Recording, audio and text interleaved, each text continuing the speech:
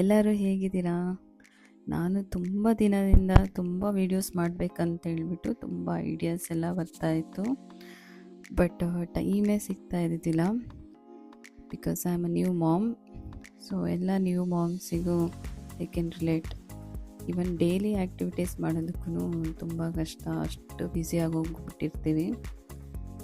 ನನಗೆ ಲಕ್ಕಿಲಿ ಮೆದೀರಾ ಹುಟ್ಟಾದ್ಮೇಲಿಂದ ಕಂಟಿನ್ಯೂಸ್ ನಮ್ಮದು ಇಬ್ಬರು ಪೇರೆಂಟ್ಸ್ದು ಸಪೋರ್ಟ್ ಯಾವಾಗಲೂ ಇದೆ. ಹೀಗೆ ನಾವು ಎಷ್ಟು ಥ್ಯಾಂಕ್ಸ್ ಹೇಳಿದ್ರೂ ಕಡಿಮೆನೇ. Because they made our life very easy. Support ಇರೋದ್ರಿಂದನೇ ನಾವು ಒಂದು ಸಣ್ಣ ಪಿಕ್ನಿಕ್ ಹೋಗೋದಕ್ಕೆ ಆಯಿತು.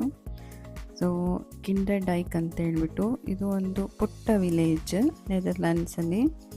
ತುಂಬ ಬ್ಯೂಟಿಫುಲ್ಲಾಗಿದೆ. ಇಲ್ಲಿದು ವಿಶೇಷ ಏನಂತಂದರೆ ವಿಂಡ್ ಮಿಲ್ಸ್ ಬಂದುಬಿಟ್ಟು ಅರೌಂಡ್ 1700s ಬಿಲ್ಡ್ ಮಾಡಿರೋದು. 1730 to 1740 ಆ ಇಯರ್ದಲ್ಲಿ ಬಿಲ್ಡ್ ಮಾಡಿರೋದು ಈ ವಿಂಡ್ ಮಿಲ್ಸು.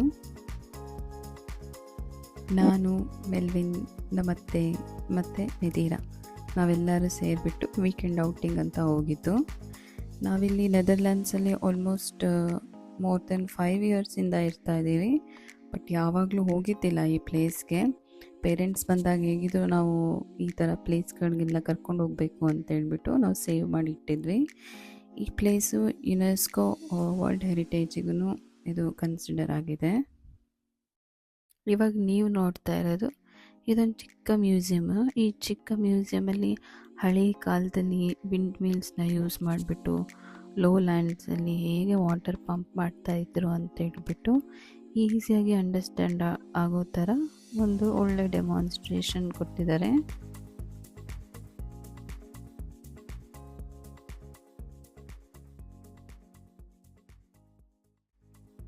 ಮತ್ತು ಚಿಕ್ಕ ಟೆಲಿಫೋನ್ ಬೂತ್ ಥರ ಎಲ್ಲ ಇತ್ತು. ಸೊ ನಮಗೆ ರಿಸೀವರಿಂದ ಎಲ್ಲ ಆಡಿಯೋ ಕೇಳಿಸ್ತಾ ಇತ್ತು. ಮತ್ತು ಇದರೊಳಗಡೆ ಎಲ್ಲ ವಿಡಿಯೋ ಇದ್ದಿತ್ತು. ಈ ಕಿಂಡರ್ ಡೈಕ್ ಬಗ್ಗೆ ಎಲ್ಲ ಎಕ್ಸ್ಪ್ಲೇನ್ ಮಾಡಿಬಿಟ್ಟು.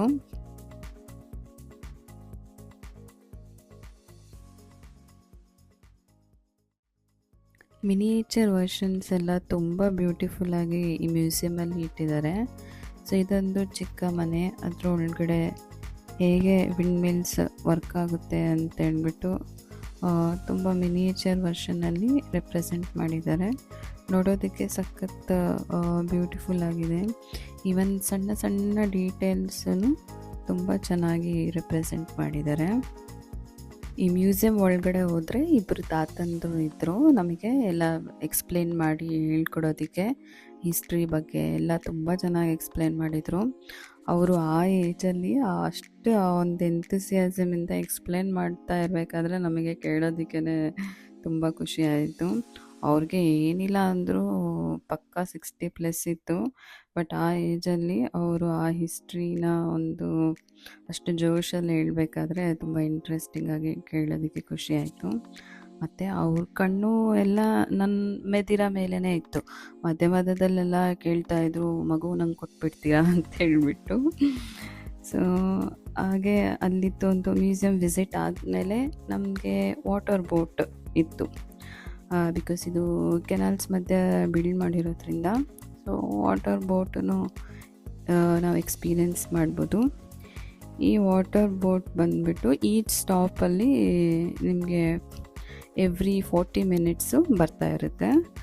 ಸೊ ನೀವು ವಾಟರ್ ಬೋಟ್ ತೊಗೊಂಡು ಫುಲ್ ಕಿಂಡರ್ ಡೈಕ್ದು ಒಂದು ರೈಡ್ ಹೋಗ್ಬೋದು.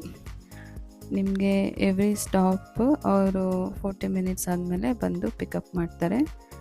ಸೊ ಈ ವಿಡಿಯೋನ ನಾನು ವಾಟರ್ ಬೋಟಿಂದನೇ ತೊಗೊಂಡಿದ್ದು.